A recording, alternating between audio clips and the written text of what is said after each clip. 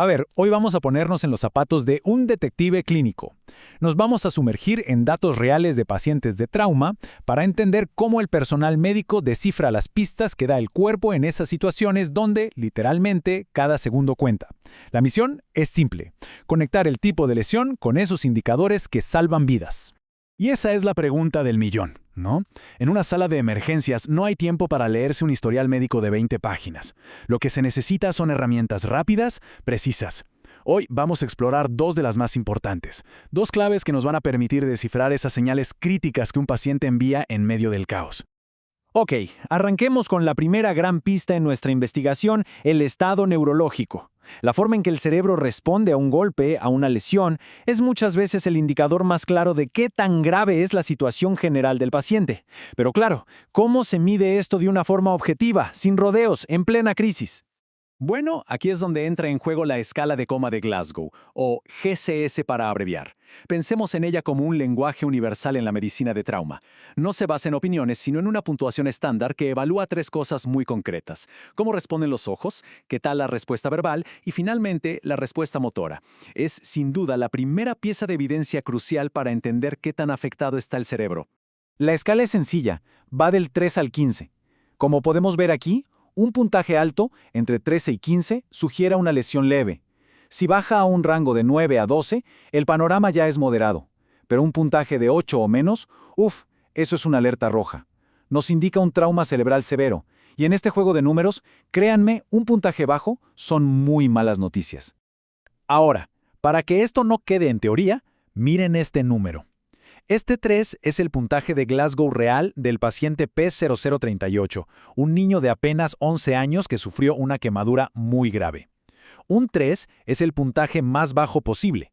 Es una forma numérica, fría pero directa, de decirnos que su estado neurológico era extremadamente crítico. Bien, pasemos a la segunda clave fundamental, la estabilidad hemodinámica. Dicho de forma más sencilla, esto nos dice que también está funcionando el sistema de soporte vital del cuerpo, la circulación, el corazón, la presión. Si el cerebro es, digamos, el centro de comando, el sistema circulatorio es la red eléctrica. Si falla, todo el sistema colapsa. Y esta comparación lo deja clarísimo. A la izquierda tenemos al paciente P006, estable. Su corazón late tranquilo, su presión es normal. A la derecha, el P001, en shock severo. Su corazón está aceleradísimo, a 148, tratando de compensar desesperadamente una presión arterial que va en picada. Es la imagen perfecta de un cuerpo luchando por sobrevivir. El punto es, ¿cómo se puede medir este riesgo de forma rápida? Pues, con el índice de choque. Es un cálculo increíblemente simple pero con un poder predictivo enorme.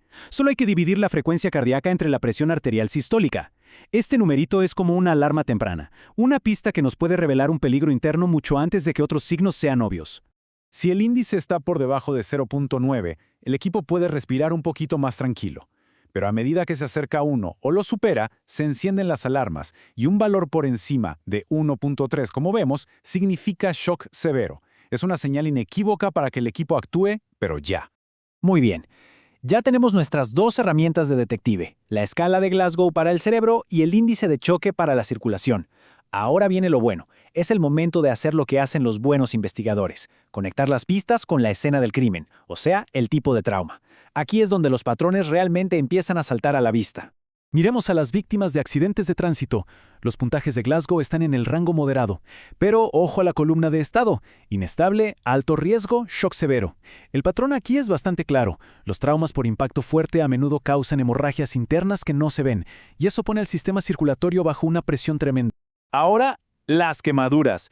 Aquí el caso se pone interesante, porque las pistas parecen contradecirse. Los pacientes P0023 y P0030 tienen un Glasgow casi perfecto, de 14, pero su estado circulatorio es de alto riesgo o de shock severo. ¿Por qué pasa esto? Porque las quemaduras provocan una pérdida masiva de líquidos. Y por supuesto volvemos a ver al P0038, con ese Glasgow devastador de 3. Y finalmente, las caídas, que a veces pueden ser el caso más engañoso de todos. Miren al paciente P0017. Tiene un Glasgow perfecto de 15. Cualquiera podría pensar que todo está bien. Sin embargo, su estado es inestable, alto riesgo de shock. Y esta es quizás la lección más importante de todas. Un buen estado neurológico nunca garantiza que no haya una lesión interna grave.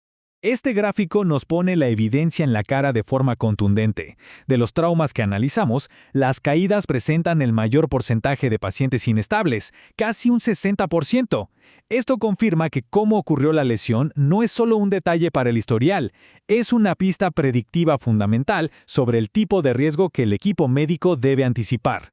Entonces, después de analizar toda la evidencia, ¿cuál es el veredicto final? Hemos seguido las pistas a través de este registro de pacientes y ahora, ¿qué lecciones clave podemos sacar de esta investigación? Bueno, los puntos cruciales son estos. Primero, que estas escalas no son solo números, son sistemas de alerta temprana. Segundo, que el tipo de accidente nos dice dónde buscar el peligro. Tercero, y esto es importantísimo, un paciente que parece estable puede empeorar en un abrir y cerrar de ojos. La vigilancia constante no es negociable. Y por último, que un enfoque sistemático, ordenado, es lo que permite al personal médico adelantarse al desastre y al final del día salvar vidas. Y cerramos con una pregunta que queda en el aire. Apenas hemos arañado la superficie de lo que estos datos nos pueden enseñar. ¿Qué otras conexiones, qué otros patrones relacionados con la edad, con el tiempo de respuesta o con otros factores están ahí, esperando a ser descubiertos? La respuesta está en los datos, y cada patrón que se revela tiene el potencial de reescribir el futuro de la atención de emergencia.